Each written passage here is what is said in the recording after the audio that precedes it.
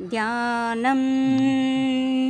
क्षीरोदन्वत्प्रदेशे सुषिमणिविलसत्सैकदे मौक्तिगानां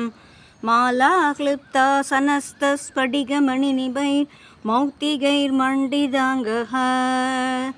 शुभ्रैरभ्रैरदभ्रैरुपरिविरसितैर्मुक्तपीयूषवर्षैः आनन्दीना पुनीयादरिनलिनकदा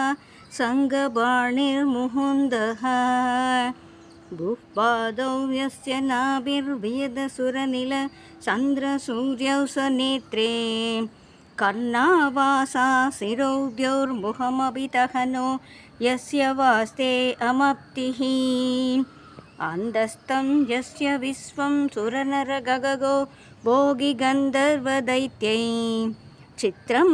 रम्यतेदं त्रिभुवनवभूषं विष्णुमीशं नमामि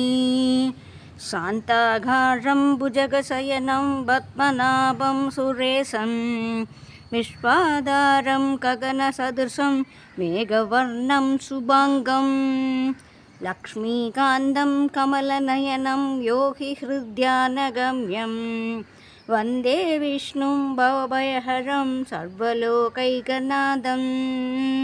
शान्ताकारं भुजगशयनं पद्मनाभं सुरेशं विश्वाधारं गगनसदृशं मेघवर्णं शुभाङ्गं लक्ष्मीकान्तं कमलनयनं योगिहृद्यानगम्यं वन्दे विष्णुं भवभयहरं सर्वलोकैकनाथं मेघश्यामं पीतकौसेयवासं श्रीवत्साङ्गं कौस्तुभोद्भासिताङ्गं पुण्योपेतं पुण्डरीकायदाक्षं विष्णुं वन्दे सर्वलोकैकनाथं ससङ्गचक्रं सकिरीटकुण्डलं सबीदवस्त्रं सरसीरुहेषणं सहारवर्षस्थलस्थोऽपि कौस्तुभं नमामि विष्णुं शिरसा चतुर्भुजं छायायां पारिजातस्य हेमसिंहासनोपरि आसीनमम्बुधश्यामम् आयदाश्रमलङ्कृतं चन्द्राननं चतुर्बाहुं श्रीवत्साङ्कितवक्षसं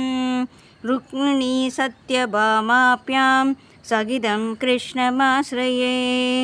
छायायां पारिजातस्य हेमसिंहासनोपरि आसीनमम्बुधश्यामम् आयदाश्रमलङ्कृतं चन्द्राननं चतुर्बाहुं श्रीवत्साङ्कितवक्षसं